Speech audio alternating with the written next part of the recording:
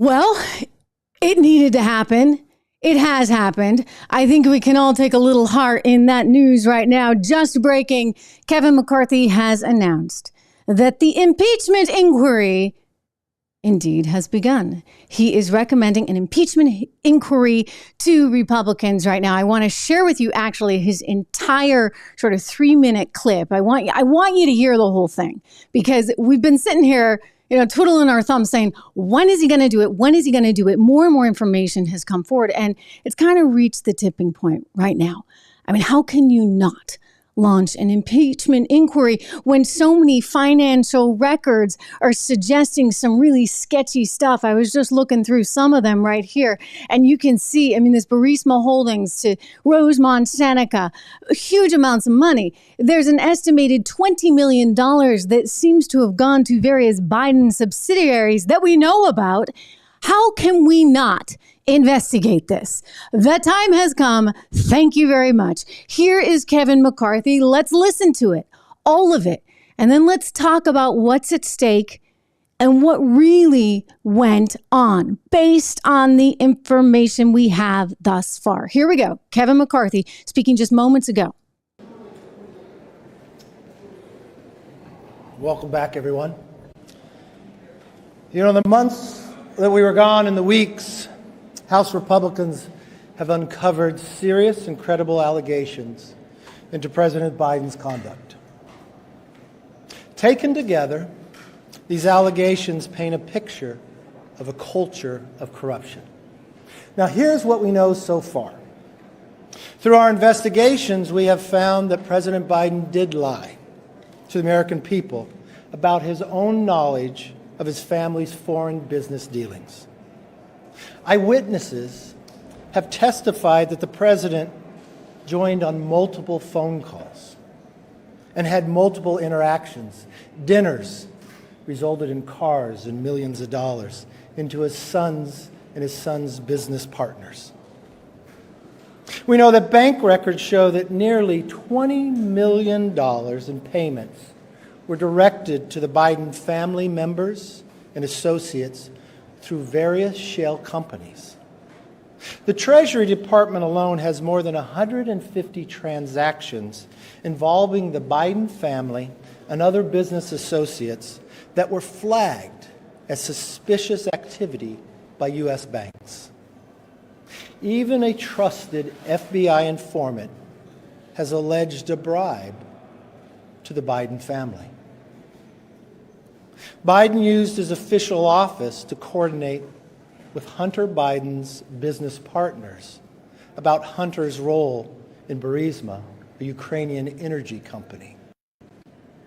Finally, despite these serious allegations, it appears that the president's family has been offered special treatment by Biden's own administration, treatment that not otherwise would have received if they were not related to the president. These are allegations of abuse of power, obstruction, and corruption, and they warrant further investigation by the House of Representatives. That's why today I am directing our House committee to open a formal impeachment inquiry into President Joe Biden. This logical next step will give our committees the full power to gather all the facts and answers for the American public. That's exactly what we want to know, the answers. I believe the president would want to answer these questions and allegations as well. This effort will be led by Chairman James Comer at the Committee on Oversight, in coordination with Chairman Jim Jordan for Judiciary Committee and Chairman Jason Smith on Ways and Means. Now, I do not make this decision lightly. And regardless of your party or who you voted for, these facts should concern all Americans. For sure. The American people deserve to know that the public offices are not for sale, and that the federal government is not being used to cover up the actions of a politically associated family. Now, I would encourage the president and his team to fully cooperate with this investigation. Good luck. In the interests of transparency. We are Good committed luck. to getting the answers for the American public. Nothing more, nothing less. We will go wherever the evidence takes us.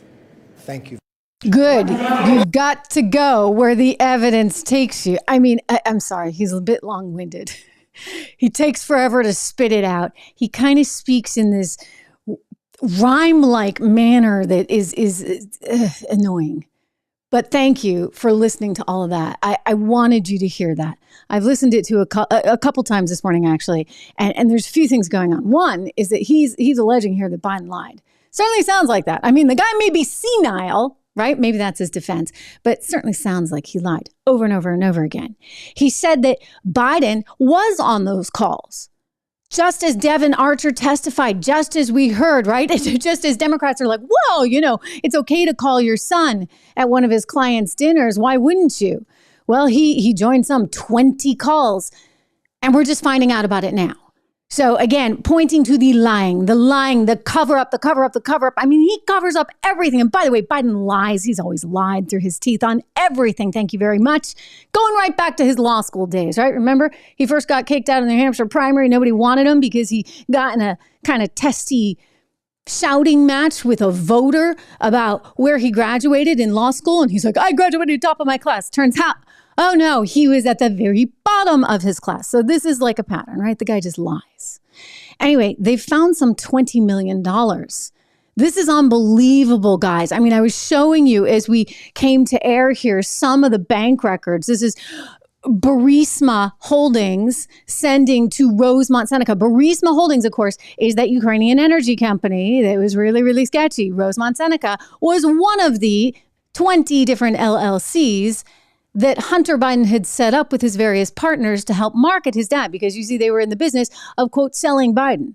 Devin Archer told us that. He told the committee that, and then he did an interview. Let me see if I can find it for you. He did an interview where he reiterated the exact same thing to Tucker Carlson. Here, watch.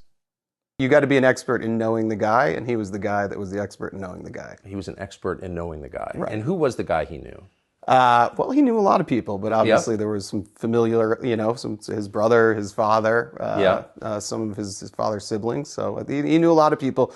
And obviously I know you're pointing to, the father being the key relationship. Yeah, the key relationship indeed.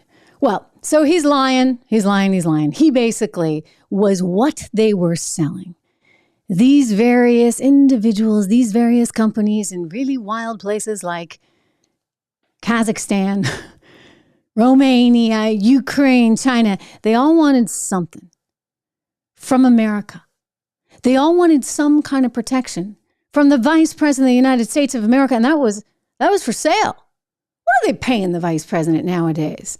I know the president gets around $400,000. Trump didn't take it, remember?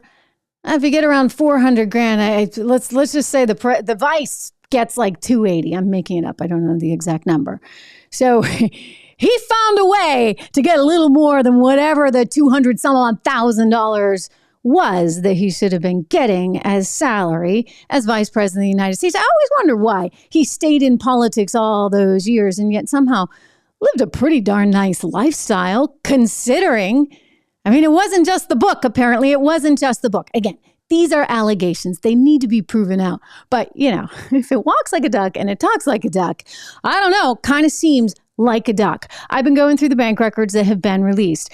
There was a memorandum that came out August 9th, 2023. This is the Committee on Oversight and Accountability, and they published all of these bank records. Now, I, as a journalist, have a background in tracking a lot of bank records. In fact, some of the biggest, most successful work I did included documentaries and reports that I won numerous awards for into terrorist financing. And it looked and examined. I spent about a year looking through bank records, getting my hands on bank records. So I know how to look through these things. This is, in my estimation, and I have not seen them all, very indicative of what you might see in a money laundering scheme. And indeed, that's the conclusion of James Comer, who's looking through this and has a former background in banking. I mean, one of the things that really sticks out to him, there's so much we have to talk about, but one of the things that has stuck out to him is how on earth Hunter Biden and all his companies got 170 SARS violations That would be suspicious activity reports. So banks are required to, quote, know thy customer. And it's why, sometimes you get these annoying phone calls. I've gotten one or two from my bank. And they just want to make sure you are who you are. And if you've got money coming in from overseas, from foreign places, then they really want to make sure they know who you are. Because they want to ensure that there's no funny business going on. And that you are reporting your income and therefore paying your taxes. And by the way, that you're not out there lobbying for a foreign organization, which is exactly what Hunter Biden was indeed doing. He never registered as a foreign lobbyist. And yet all this money coming into his banks, they're coming from China. They're coming from Moscow. They're coming from Ukraine. All of this money is foreign sourced. And he's not actually declaring it, one, for his taxes, or even bothering to register with the federal government as a foreign lobbying agent. By the way, Tom Barrack out in LA, I've told you guys about him. Very, very, very big Trump supporter, uber successful guy, billionaire, doesn't need the money. Trust me. I know the guy. I've interviewed him multiple times. Tom Barrack did not need any extra oomph, to collect a couple million here, or a couple million there, or 20,000 here, or 20,000 there. He didn't need it. And they sent him to jail, saying that he was a foreign lobbyist who was not properly registered. That's the Biden administration. Thank you very much. So I'm telling you, Hunter Biden is well on his way to jail. Absolutely should be on his way to jail. And the other guy that might want to accompany him would be Pops. Let's get into it a little bit more. So again, going through these records, just outrageous stuff. $20 million. They set up 20 LLCs as soon as Joe Biden became vice president. And there's more. There is a text, for example. Let me read it to you. If I have it, I'll show it to you, but I do have it here on my phone. There was a text that Hunter Biden sent to his daughter, Naomi. And in this particular text, he references none other than all the money that Pops takes. He's talking to his daughter, and he's kind of annoyed because he's not getting the right respect he thinks he deserves as a parent. He said, I love all of you, but I don't receive any respect, and that's fine, I guess. Works for you, apparently. I hope you all can do what I did and pay for everything for this entire family for 30 years. It's really hard. But don't worry, unlike Pop, I won't make you give me half your salary. Wow. Okay, so there's that one. Right? And then there's that kind of infamous text. Remember that when he's at Pop's house, he's hanging out at the Delaware Beach thing and he's trying to shake people down for money because clearly this is like some kind of mafioso ring. I want to read this one to you. Hang on one second. We're going to pull it up.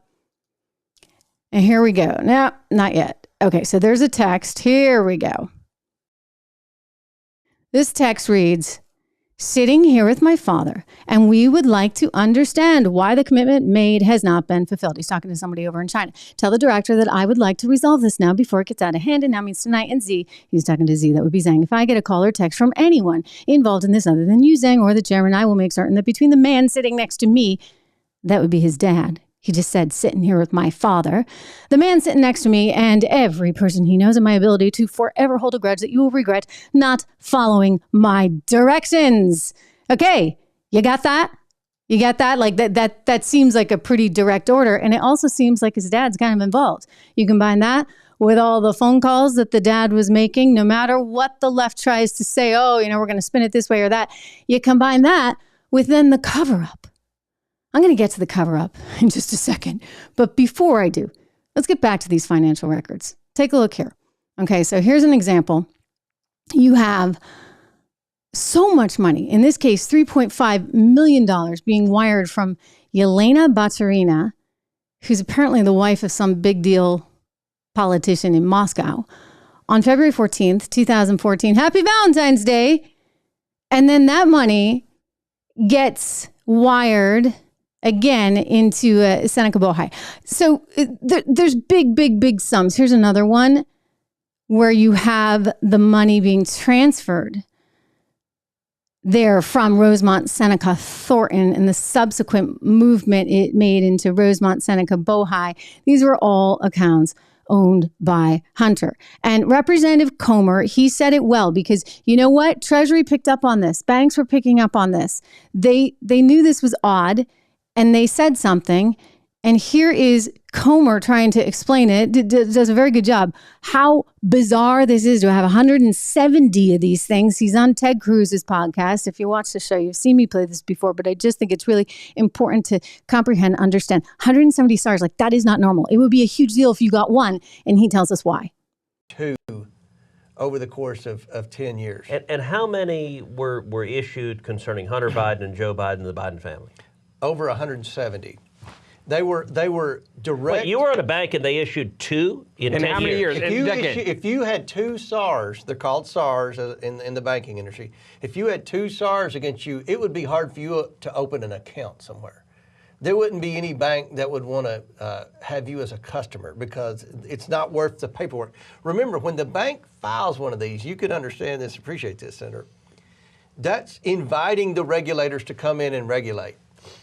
Okay, that's the last thing the banks want. 170 get filed. That means that somebody's getting a deposit in their account. It's a big amount. It's from somewhere suspicious. I mean, what triggers it? Why? You're a banker. What is it that makes you say we got to file a SAR?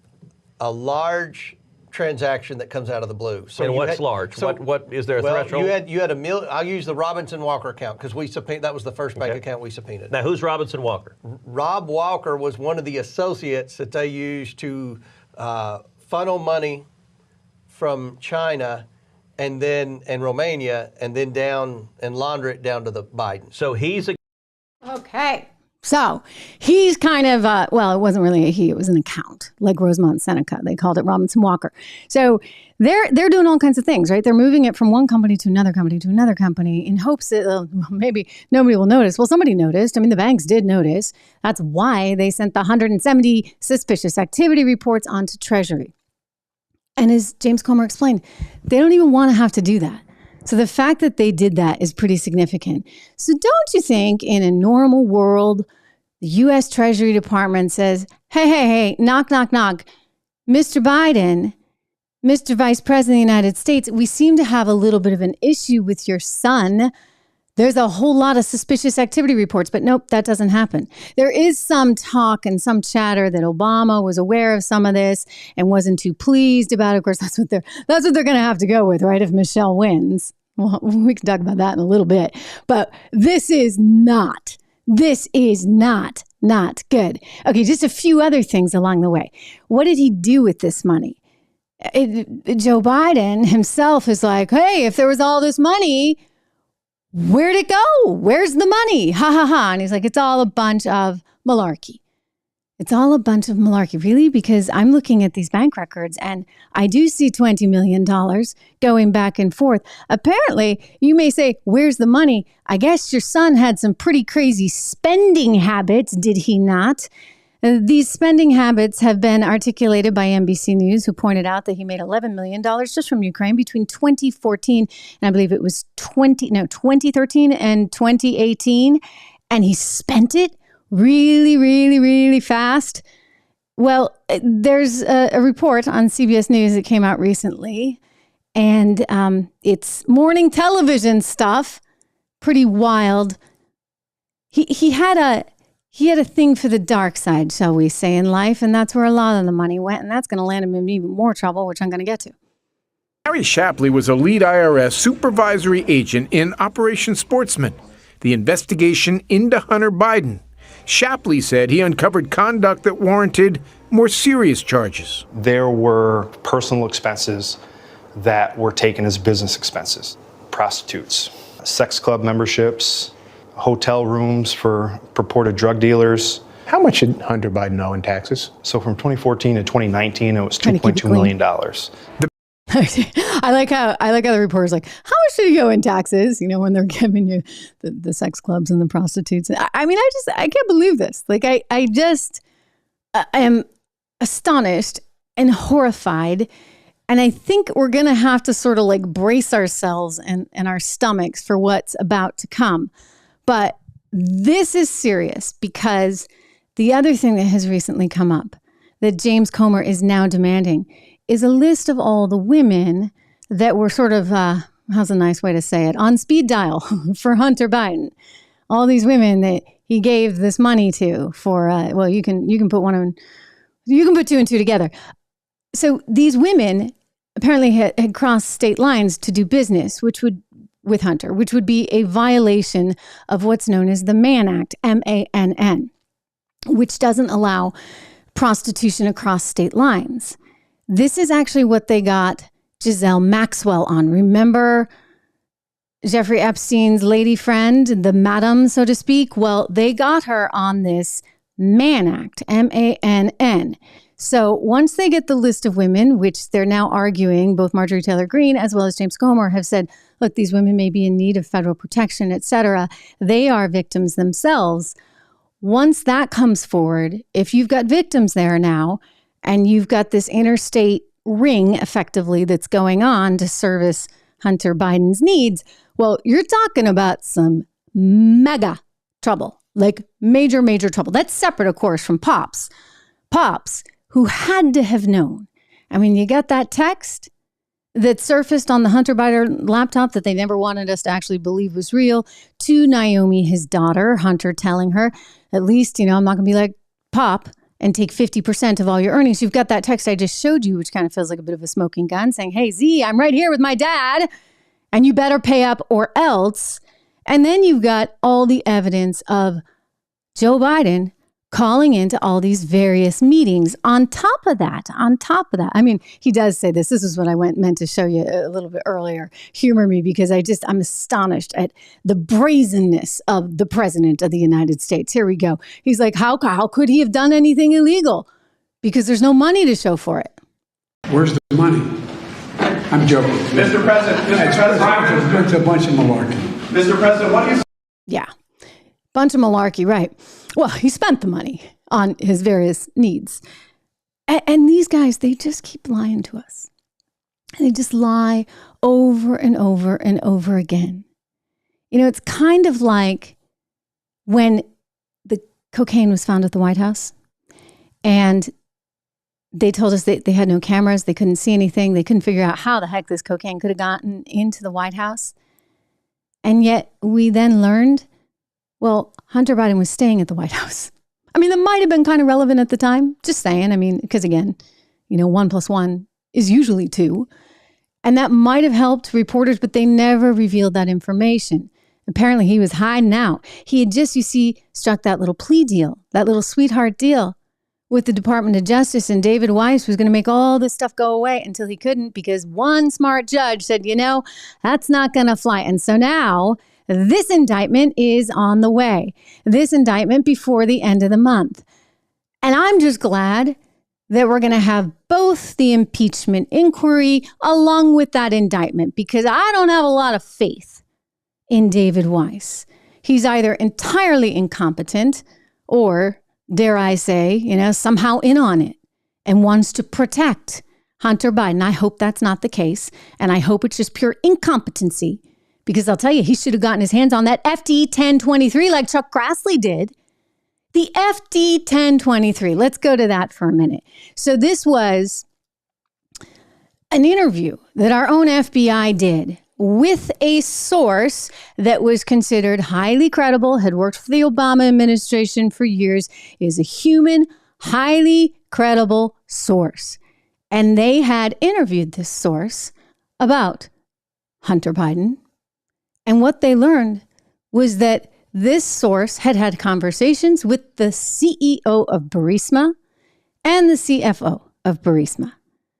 And this source told the FBI that both the CEO and the CFO of Burisma Holdings told the source that Joe and Hunter were paid some $5 million for their quote unquote protection. And that there are, quote, 17 tapes in which they've got all of this back and forth happening. Okay, you really know it's a live show. Because here we are in the dark. What was that? Did anybody see that, guys? Hope I'm still up here live with you. Let me know in the comments. What do you think? Steven, I'm counting on you. Mike, I'm counting on you. Did you see the whole screen go down there for a second? Anyway, hopefully we are still live. I'll wait to hear from you. Anyway, so as we were saying, this FD23 basically is alleging that the CEO of Burisma or somebody over there has 17 tapes in which Joe Biden is somehow involved, Hunter Biden is involved, and they're negotiating, if you would, how much money they're going to get for this protection. And what's crazy to me is that we've already seen various articles. They came out in 2019 in both the New York Times and the LA Times, in which reporters were somehow justifying this. They're saying, oh, it's not unusual for Eastern European countries to hire family members of American bigwigs politically so that they can get some protection. I'm like, what? Like, really? Because if that's the case, Americans need to know about that. I don't think that that's normal. I would think you'd kind of have a church and state thing going on. Remember, we were like, what the heck is Bill Clinton doing with his CGI nonsense while Hillary Clinton is Secretary of State, right? Doesn't sit right, doesn't feel right, doesn't seem really quite good. So many of you are alleging that this is in fact bribery. I mean, this is what it sounds like for sure, but it's like really, really scummy bribery. Again, going back to the memorandum that came out August 9th by the Committee of Oversight and Accountability, the third bank records memorandum from the Oversight Committee's investigation into the Biden family's influence peddling and business schemes. So basically, they found out that there were all these various banks. I mean, the first memorandum had to do with the Robinson Walker LLC account that you heard Comer reference there. The second bank records had to do with the Biden's business dealings in Romania, and then additional information regarding their partnership with Chinese entities closely tied to the CCP. And then the third bank records memorandum, of which I've shown you a few things. This serves to inform members of the Biden's family relationships with certain foreign entities and individuals in Russia, in Ukraine, and in Kazakhstan. Like, how does this happen? How does Hunter Biden, who's a total screw-up and a drug addict and other kinds of addicts as well, we'll leave that aside, how does he suddenly get all this business with all these overseas ventures to which he can make some $20 million that we know about? That's what we know about, guys. Think about that. That's why this impeachment inquiry needs to happen. You know, Kevin McCarthy waited on this. And I think we've all been sitting here like scratching our heads. Why is he waiting? Why is he waiting? I credit Comer. I credit Jim Jordan for going out there and getting all the information that they have thus far. They'll be able to get more. But part of the reason for that, it's my understanding that there's a couple of holdouts. Like, you kind of want to have some unanimous support, right, before you go into an impeachment inquiry, because it probably means you're going to have an impeachment vote. You don't necessarily need one, by the way. That's a misnomer. You can actually just push it forward to the Senate where you would have the impeachment trial. And then it would be decided there. We've seen that, of course, recently. But anyway, they kind of lingered on this one. And it's because of a couple of people. Let me see if I can pull their names. You have a couple of House members that were not really into this, and I kind of wonder why. But there's two of them, one out of Colorado, for example, one more Republican that just said, well, you know, we don't really like this. Maybe they don't like the idea of impeachment in general because impeachment kind of feels third world-esque. But hey, guys, you know what? That train has left the station. It left a long time ago. It left on the second impeachment of Donald Trump. It left on the dossier and the FBI's willingness to actually wiretap the campaign. I mean, that's when the train left the station. So I wouldn't fret about that. I think the most important thing at this point in time is to make sure that everybody's on the up and up. And if we have to send a message, thank you very much, I'm willing to do that. We should all be willing to do that. Because this kind of stuff is unacceptable. Truly, truly, truly, truly unacceptable. You know, Victor Shokin, he's the prosecutor, do not forget, that got fired, courtesy of Joe Biden, who's told the Ukrainians, you know what, I'm not going to give you that $1 billion in financing and in aid because you're still employing Victor Shokin. And my sources tell me he's corrupt. Well, his sources were none other than Hunter's employers. This is so beyond messed up. And so Victor Shokin, he's like, wait a second, there's a reason I was fired. And it had everything to do with Hunter and Joe. Watch. Was to cover up a $6 million bribe that he gave. Where's the money? I'm joking. Mr. President, Do you believe they were up to no good? Were they up to doing something corrupt with Burisma? Was the company of Burisma corrupt, as been alleged, in which since has been disbanded? I have no doubt that there were illegal activities engaged in by Burisma. As a matter of fact, the criminal case had been started before me. It continued to expand. And Zlochevsky, who at the time held the post of minister and was the founder and CEO of Burisma, started bringing in people who could provide protection for him. Hunter Biden was among them. And the corruption network expanded as a result. So, yes, to answer your question, there's no doubt in my mind that Burisma was engaged in illegal activities. Devin Archer said you were a threat to Burisma. Do you agree?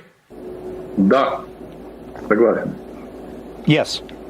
Yes, I agree. Why? Because you were going to find out what they were up to? Because he understood, and so did Vice President Biden, that had I continued to oversee the Burisma investigation, we would have found the facts about the corrupt activities that they were engaging in that included both Hunter Biden and Devin Archer and others. What corrupt activities did you suspect they were engaged in? It would take half a day for me to discuss every single count, but I can say that Burisma illegally produced, sold, and utilized gas. Zlochevsky, the founder of Burisma, recently made a plea deal with the prosecution in a case where he was accused of giving a $6 million bribe, which is the kind of money that you don't just give away if you're not really engaging in anything illegal. So his plea deal was to cover up a $6 million bribe that he gave earlier. Wow. Okay. So that was really very interesting interview. I'm glad that we had it in English. That's courtesy of Fox and Brian Kilmeade. I had been playing it for you in Russian and translating. So it's nice to have it in English. But he did come out earlier in August. This would be Victor Shokin, the former prosecutor, just to kind of try and clear his name. And he's like, look, I really think that these two things are related. The reason I was fired was because Burisma was paying Hunter Biden to make sure that I was fired. And as Devin Archer told us, the guy who knows the guy, right? Hunter Biden mingling with the crowd as a guest of his father, and Jill Biden, the first lady, as well. There, you see, he's the guy who knows the guy who's still hanging out at state dinners. I just played you a little clip there. That was Hunter Biden the day he got his plea agreement done at a state dinner with the Prime Minister of India. I mean, give me a break. And do not forget, ladies and gentlemen, he was traveling on planes with his father all over the world when his father was vice president. That's troubling. Troubling. So his dad goes over there for a meeting and Hunter tags along on the same plane that you and I are paying for, U.S. taxpayer dollars, so that what? He can strike a deal and make some more money for the pot of which he's going to have to give dad 50%. Meanwhile, there's so much here. I mean, this is why we have to have an impeachment inquiry. We need justice. We need to know what the heck was going down the National Archives, okay? How do you like this? National Archives finally getting back here to the group that had requested some information about those, various emails that Mr. Biden, that would be Senior Joe, went by. So I'm looking at the response that the National Archives gave to the Southeastern Legal Foundation that's looking for this information. They had filed a FOIA request, Freedom of Information Act. And it turns out there's like over 5,100 email messages. He used all these different weird names, Robert L. Peterson, Robert L. Ware. I mean, it goes on and on and on. So he's got indeed also some kind of weird secret server. We've been trying to track down where that secret server, like you can't find, some of them were going to pci.gov. I assume that's just personal something information.gov. That really doesn't seem to exist, but National Archives will have it. So again, this is something else that needs to come out in the impeachment inquiry. because I think you got a lot of evidence there for a lot of trouble. And nobody wants this coming out, especially at a time when you're about to get $24 billion for Ukraine. Biden's out there asking Congress for $40 billion to support Ukraine and also to deal with some of these disaster relief efforts.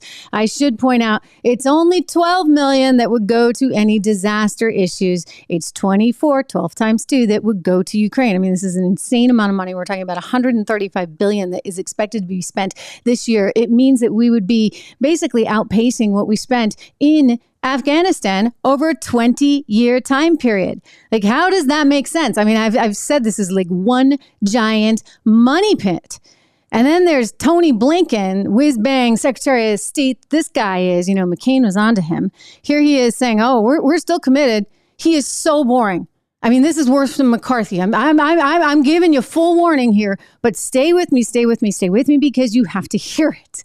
We'll discuss it.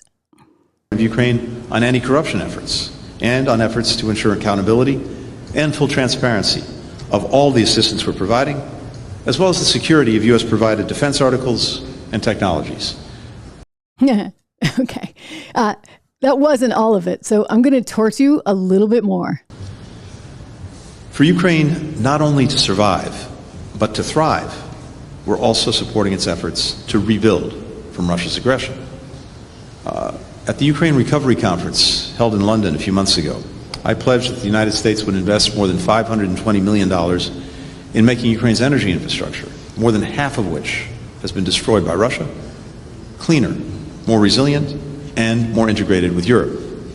We're making new investments to enhance the transparency of Ukraine's institutions and to bolster the rule of law so that Ukraine's democracy is even more responsive to the needs of its people and can attract the private capital needed to rebuild.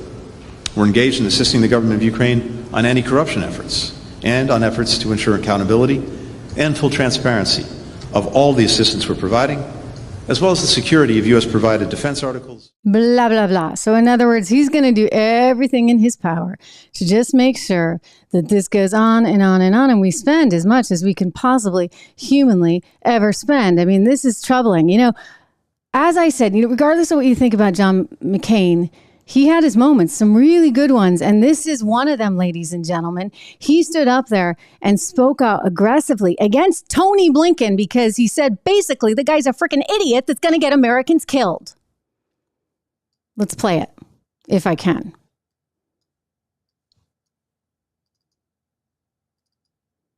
Madam President, I rise to discuss my opposition to the pending vote concerning Mr. Tony Blinken, who is not only unqualified, but in fact, in my view, one of the worst selections of a very bad lot that this president has chosen. I hope that many of my colleagues will understand that not often do I come to the floor to oppose a nomination of the President of the United States because I believe that elections have consequences. In this case, this individual has actually been dangerous to America and to the young men and women who are fighting and serving it. Let's just review some of the elements in particular and Mr. Blinken's role in conceptualizing and furthering it. U.S. foreign policy is in a shambles. It's at best a strategic and at worst anti-strategic. I'll move on to Afghanistan. Mr. Blinken said, quote, "We've been very clear. We've been consistent. The war will be concluded by the end of 2014. We have a timetable, and that timetable will not change." This is why I'm so worried about him being in the position that he's in. Because if they stick to that timetable, I am telling my colleagues that we will see the replay of Iraq all over again. We must. So John McCain had a lot of foresight, and he did not like the character of our current Secretary of State. He thought he was absolutely wrong on a multitude of issues. He actually points out in this same speech that, in fact, Tony Blinken was so wrong, and as a policy advisor, international foreign policy advisor to Joe Biden for so long, that was more problematic because he even quotes Robert Gates in this case, saying Joe Biden's been wrong on every foreign policy issue, like ever. So now the guy that was advising Biden on all his foreign policy, now he's in charge of our foreign policy, and he's like, okay, we need more money, more money, more money. And it's coming at a time. I want you to link the dots here, guys. It's coming at a time. We need more money for Ukraine. We're now learning that Ukraine had Biden and his son on speed dial. So I'm not suggesting anything, but I'm asking the question, do you think it's a little bit odd, a little bit weird that we're spending the most money that we've spent anywhere in the last year on a war?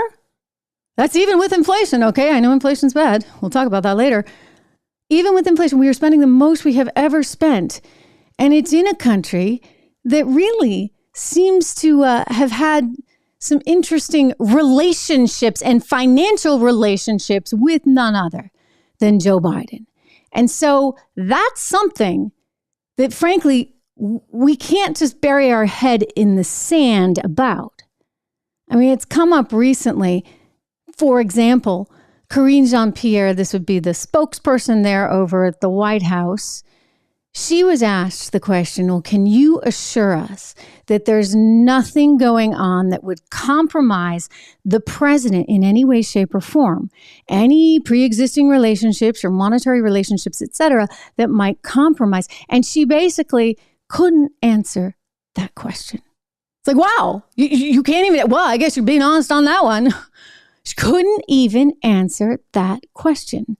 Think about how troubling that is. And I'll tell you, the press is cluing into all of it. There's a woman, let me see if I can find this for you, that they sort of glommed onto because there's a woman who's like a real estate person out on the West Coast, and she apparently bought some of Hunter Biden's art. Very subjective, clearly. I mean, that's a winner, because if you want to actually buy influence with the Biden administration, you buy Hunter's art, I guess. And nobody can tell you what it's worth or not worth. Anyway, so Elizabeth Naftali, I think is her name, and she went forward and she bought this art. And then all of a sudden, she's in and out of the White House every day. There's some 12 recorded visits between Elizabeth Naftali and various Biden personnel. And the next thing you know, she gets some plum gig where she's working to restore America's reputation and whatever overseas. And this was just a little bit weird. And even the mainstream media can't ignore this. They can't ignore this because, again, it speaks to the question of whether or not there is still access available for sale. Here is Karine Jean-Pierre. Elizabeth Naftali. She's made more than a dozen visits here to the White House and met with some of the president's most senior advisors. Can you tell us a little bit more about those visits, why she was here? I would have to look into that. I've not been tracking these visits that you're mentioning to me. Where this was discovered this is the heavily traveled cocaine update in the White where House. Many White House West Wing, I should be even more specific, West Wing visitors. Another example of a lie that they brought us. And then just a quick follow-up on this type of tour. Can you explain to the American people? I don't want to jump around too much for you guys, but in other words, Elizabeth Naftali, that's going to become an issue there for the mainstream media that's just asking these questions, and they have every right to ask these questions because, look, it could be perfectly innocent. I hope it is. I hope that she loved Hunter Biden's art and said, my gosh, I just have to have that on my walls. And I hope that she has a genuine friendship with the President of the United States, and he really admires her and thinks that she would do a wonderful job overseas. And that's how that all came about. But obviously, given everything else we have since learned, there's a whole bunch of stuff in question right now. And it's going to continue to be questioned until we get to the bottom of it. And I actually think, yes, Hunter's going to jail. And he's probably going to go to jail on those Mann Act charges. I know. You guys are like all frustrated. You're like, it's not going to happen. It's not going to happen because this place is so corrupt. And yeah, I get it. It feels really corrupt. But here's the good news. Thus far, it's coming forward. Like Chuck Grassley got his hands on the FD 1023. And James Comer got his hands on the Treasury Department's records and all these bank records. And we're going to get more. They're going to have to come forward with this. We've learned all kinds of stuff because of a few stand-up people like those two whistleblowers that are willing to say, hey, something's not right here. The fact that so many people, and the judge as well, the judge who said, I'm not going to sign off this. Is this even legal to sign off on this sweetheart plea agreement deal? Thanks to these people, we're actually starting to see an opportunity for justice. I mean, I take heart in that. And you know me, I'm an optimist. I've always been an optimist, and I tend to see things as half full. And I don't think I can just sort of exist thinking it's all rigged. I mean, sure, it is rigged, but there is an indictment coming. And we, as the people, as the citizens of the United States, we need to hold these guys accountable. I can't promise that the media will. I mean, look, I've been part of the media, and there's a lot of pressure and there's a lot of corporate interest. And I got to say, it's awfully nice to be over here with all of you. If you have not subscribed, do me the favor, make sure you do subscribe. I'm on Facebook Live. I'm on YouTube Live. We send out clips every day. You can make comments. You can weigh in sort of in the comments and live reaction right here or after the fact. But it is important and it is very helpful. So make sure you subscribe. But this is a very different kind of medium. And I think it's an opportunity for all of us to hold these guys accountable. And we have to continue harping on this stuff. And again, it's why you need to subscribe and share and share and share and share, because I can't guarantee how easy it will be, shall we say, this is my nice way of saying it, to always get the word out. Don't forget what happened to the New York Post. Don't forget what happened to so many journalists who were told this is nothing but misinformation. I mean, the Hunter Biden laptop, for goodness sakes, which wasn't information, but you could run with that dossier thing all day long, which was so obviously misinformation. I mean, as soon as I saw the thing, as soon as I read it, I'm like, well, this is not an intelligence document. Thank you very much. And yet these idiots on TV are like spinning some crazy conspiracy theory. They never had any problem doing that. So you see, it's a little bit one-sided. So yeah. That's a big call to make sure that you subscribe to this podcast. It's really important. You can get it on Apple Podcasts as well. It's all free. I'm here every single day, Monday through Friday. And boy, do we have a news cycle. So headline today, bad day for Joe Biden, because indeed he will be looking at an impeachment inquiry. And we're going to learn a whole lot more than just what we found in this memorandum. And we're going to learn a lot more about his son, stuff we don't want to learn, but we need to learn, because you know what? This is still the United States of America. And you don't get $20 million for your family while you're vice president. You're supposed to save that to after, buddy, right? Like when you leave office and you do your speaking tour and people pay you zillions of dollars like they do to Barack Obama to go and speak. Like we want to hear him anymore. Scary enough, we might have to hear him some more, because I told you, Michelle's looking at 2024. It's unbelievable. I played the sound for you guys the other day. This is the guy who wrote the bio on her, who's like, look, hey, any which way you slice it, when you add up everything that she's doing right now, it's like a total recipe for a campaign. For all you know, they're like psyched that all this stuff is coming out on Hunter and Joe Biden, because that just makes it that much easier to slip in, right? I don't know what Kamala's going to think of this. Thank you very much. But here's the biographer who said this. I want you to see it. The allegations that have come out in the media in the last few weeks really were around for years. David Garrow's book that had the quote where Obama said he makes love to men in his imagination came out several years ago. And of course, Larry Sinclair was from way back in 2008. So the fact that these are coming to the surface tells you that I think there's something going on in Obama world. And I make the case that I believe that Joe Biden is on his way out. I think that's pretty much the consensus. Nobody really believes he'll be the candidate in 2024 because of health, because of corruption, because of his terrible record. And I make the case in my film and book that Michelle has been pretty much copying Barack Obama's path to the White House. Barack had a voter registration organization in Chicago called Project Vote before he ran for president. Michelle founded something called When We All Vote that's supported by the Soros Group for $26 million. Oh, gosh. Okay, and now we're getting into Soros, and it feels really unfair, right?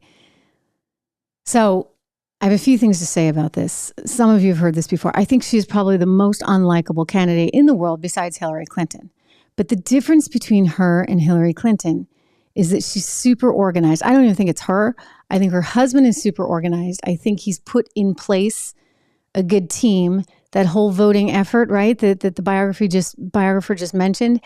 This is in part how Obama was able to win, because he just had a well-oiled machine. And it was get out the vote, get out the vote, get out the vote. And mail in the vote, mail in the vote, mail in the vote, whatever you need to do, right? And I think that she's probably carrying on in his footsteps. So on the one hand, she is exactly who Donald Trump should want. Extremely unlikable, just kind of gets on people's nerves. They don't think that she likes them. They don't think that she likes our country. They don't think that she has anything in common with them. And she is probably, again, about as disastrous a person as you could possibly put forward, except for the fact that she's got the organizational chops thanks to her husband.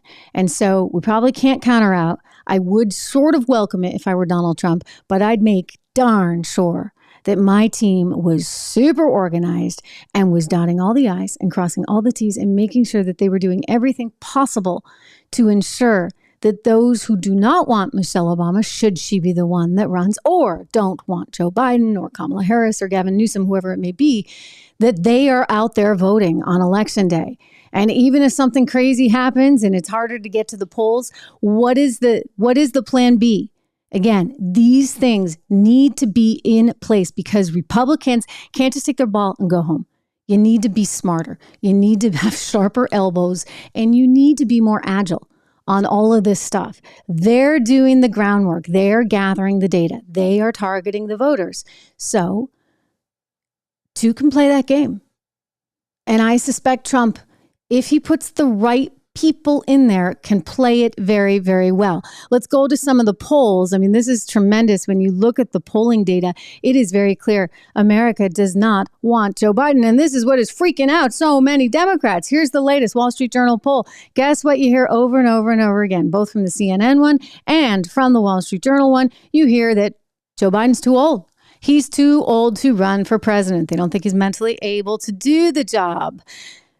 They don't think he has a vision for the future. Well, we know he doesn't have a vision for the future. We know none of his team members have any kind of vision for the future. Did you hear Jennifer Granholm? This woman is our Secretary of Energy. By the way, oil prices up again today. OPEC says demand's going to be high. They actually are increasing their demand expectations. And guess what? Oil's going to cost you more. You're going to pay more at the gas pump.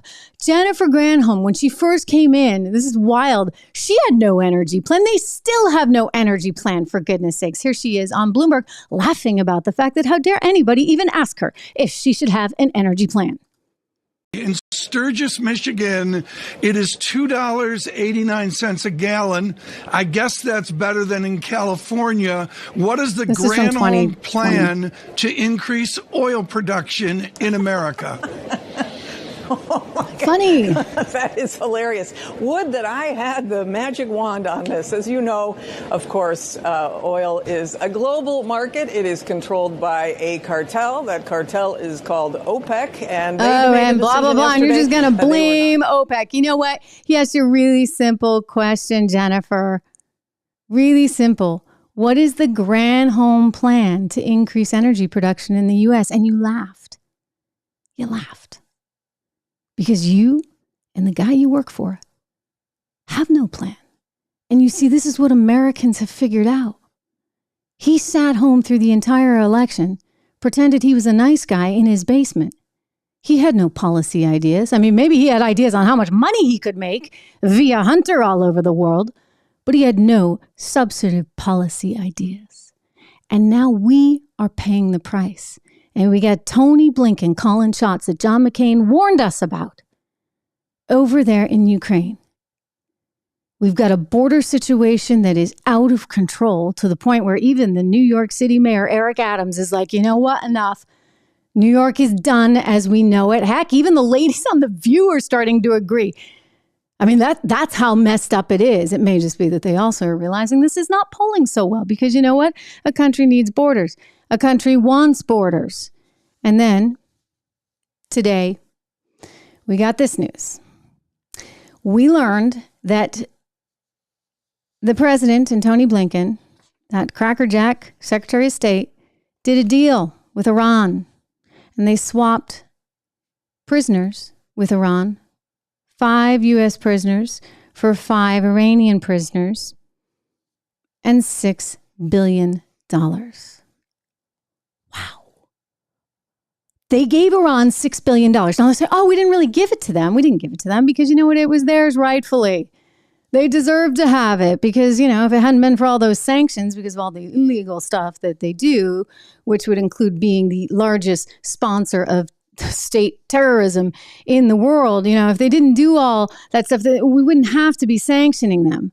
We sanction them, you see, for a reason. That's why they don't have access to that $6 billion. And yet, as of some 24 hours ago, we gave it to them. So they get their people and $6 billion. Why?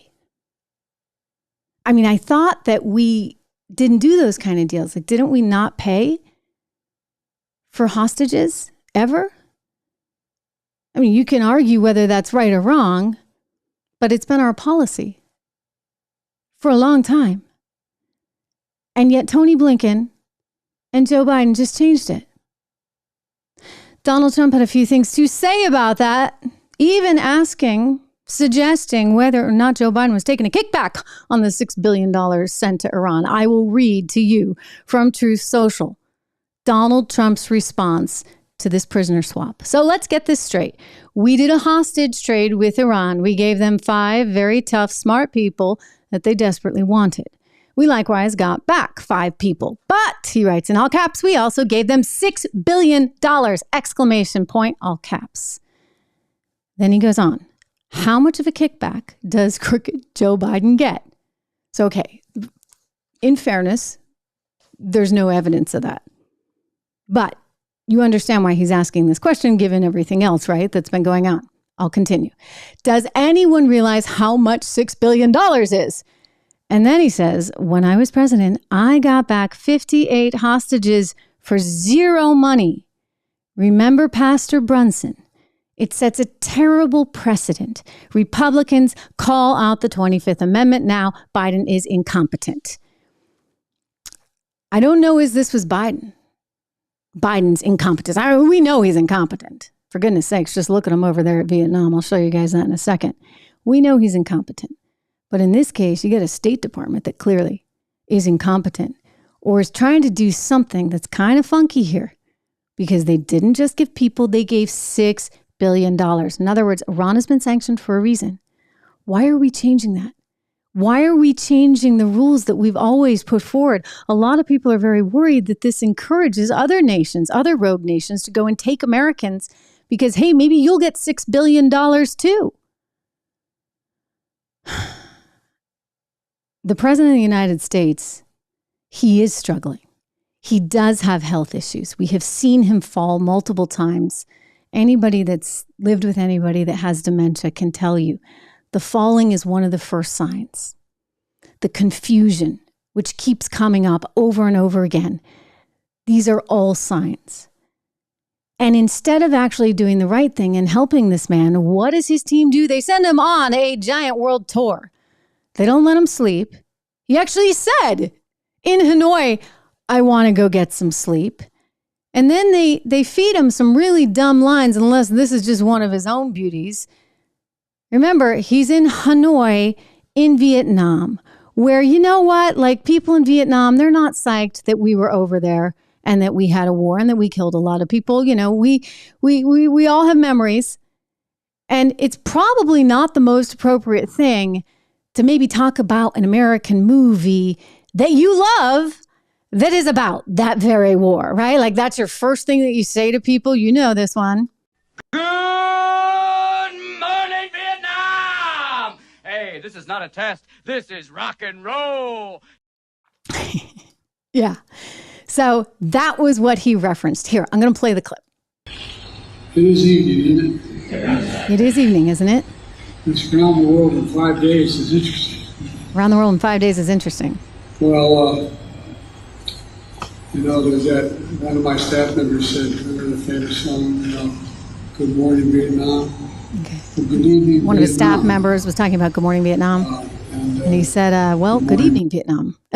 And then he goes on at some point, he does say, I got to go to bed. He does wander out of the shot as well. I mean, this is too much. Okay. Americans know it. So yeah, they're going to have to run someone else. They can't run this guy. He's not competent. He's not healthy. But right now he's got more important things to consider. I think he's going to have to face a real impeachment trial. I think his son is going to get prison time. And I'm going to say, what was it all worth, really? So you could make a little money and blow it on your really bad habits, Hunter? Tough stuff. I mentioned OPEC. Oil prices are expected to move higher. We're looking at a market that's a little bit down today at last check. Just to bring you up on some of the economic news, don't believe Joe Biden when he says Bidenomics is working. That is a talking point that is entirely false. Don't believe him when he says inflation is falling, because guess what? It's not. It's not falling. In fact, if you look at it on an apples to apples basis, you'll see that it's up about 16% since Mr. Biden came to office. Crude oil trading up. This would be in the futures market right now, 2.29% to $89.29 a barrel. So yeah, I mean, oil is going to be one of those things that, well, it affects gas prices, obviously, as you know, that really starts to hurt the economy in a time when we're trying to get better. I'm not so certain we're going to be able to pull out of this quite as smoothly as the Federal Reserve would like to think that we can. It's one of the reasons why I do encourage people to take a look at one of our advertisers on the show, Legacy PM Investments, legacypminvestments.com. If you're interested in investing in gold or silver, you can actually do it right there on the site, or call them. They're really, really helpful. They'll walk you through it. They're not aggressive on their sales tactic. And so many of you have already met Charles, who's been on the program in the past. He's the head of the company. 1-866-589-0560. Again, the number is 1-866-589-0560. We're spending a lot of money, right? This trajectory is not good. $135 billion this year in Ukraine alone, and still counting. You know the debt levels, not sustainable. I mean, I don't know where this money is coming from, and yet they're going to do even more, including depleted uranium rounds that they're now going to send to Ukraine. Very expensive stuff that kills a whole lot of people. So it's kind of a sad place for us to be in, and yet here we are. So at least the good news of the day is that maybe justice will be done. One other story I want to get to for you right now. The former president of the United States, is actually demanding a new judge in his federal case. This would be for the allegations and the indictment coming via Jack Smith, who says basically, you know, he was spreading, I guess be false information. You know, saying things that the allegation is somehow that maybe he knew the election was one that he didn't win, and yet he perpetuated all this stuff anyway. I would just say, look, if you're going to get every politician for lying, good luck, because I think that's going to be rather hard to prove. I think that Donald Trump, I mean, if you talk to him to this day, he still thinks he won, right? Like, so you're going to have to somehow get inside his head and prove that he knew he hadn't won and yet was doing all this stuff anyway. And they're alleging that there's like one tape recording and stuff, and that tape recording is going to do it all. I don't think it's enough, only because he could have just been talking, you know, out of one side of his mouth. That said, what you now see is that they are asking for this judge to be taken off, and they're citing her bias in the January 6th litigation that happened. And I think it's a fair thing to ask for, because really and truly, she did have a bias. It did come out. She said some specific things. And as a result of those things, she reflected that bias, which makes it very hard to be able to trust that she will be a judge that looks at this in fairness and in accuracy. So he's asking for her to be taken off. She's angry that he's even doing that. She's saying, listen, you got to stop it. You can't keep making all these public comments. And well, he's still making them. So I'm sure his lawyers are like, Anyway, I'm trying to see if I can find these exact things that she said for you. If not, we'll bring it to you tomorrow because we've actually gone really, really long today. And I do want to get out to some of your comments, everyone, because you've been patiently waiting. And I thank you for that. Again, reminder, if you have not subscribed to the show, do me that favor. Anyway, I see William Cordes. Welcome back. Good to have you here. Mac, it may have been a really big payday for the big guy. I guess if Joe gets half, then that means maybe he would have gotten $10 million in that particular case. If all of this is in fact true, the $20 million that Comer is alleging the family got. And then the other guy, that would be the little guy, right? Hunter, he just went and spent it all. Leslie, good to see you again. Yeah, we'll see, Leslie. I hope. I just hope that good stuff will happen and that justice prevails. And I try to see the good in people. And in this particular case, we need to hope that people are going to demand the truth. We really need the truth. Michael Donnell, all roads lead to Obama, he says. I think that's a commentary perhaps on, perhaps that came when we were talking about the Iran prisoner swap, or maybe that was when we were talking about Michelle Obama. But anyway, it's very interesting to see all of you here and to read all this. Leslie, you're picking up on how most people feel like Michelle Obama doesn't like this country. Some of the things that she has said over and over and over again really suggests that she doesn't. And if you don't like it, then you know what? Go somewhere else, but don't run for president, for goodness sakes. We need ultimate patriots to be running for president, real patriots to be running for president. Donald Trump came from a generation that still really valued the presidency, right? Like, it's a big deal to be the president of the United States. And so I think he had a little bit of that patriotic thing going on, of course. Well, the other thing he has going on is he's very savvy and he picks up on news cycles, et cetera, and is able to capitalize on them in interesting ways. He did so over the weekend. I want to share with you some video of Donald Trump with all those frat boys that Bud Light doesn't want. It's kind of funny, right? So Bud Light's struggling, as you know, right? Because the brand had just gotten too fratty, as Alyssa Heinerstein was so fond of telling us. Well, those fratty guys, they have feelings too. And guess what? They can vote. Here's Donald Trump over the weekend hanging out with them.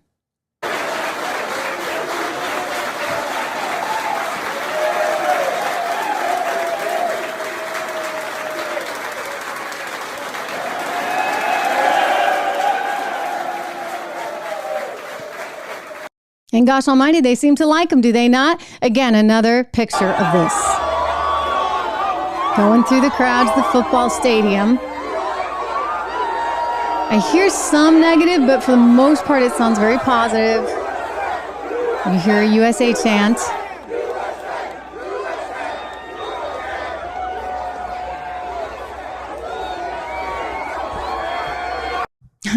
So, yeah. He needs to do as much of that as he can. Get out that youth vote. The youth doesn't like Joe Biden. They know these policies have failed. So we shall see. This will continue on. The saga continues, as we like to say. Thank you for being here, and we will talk again tomorrow.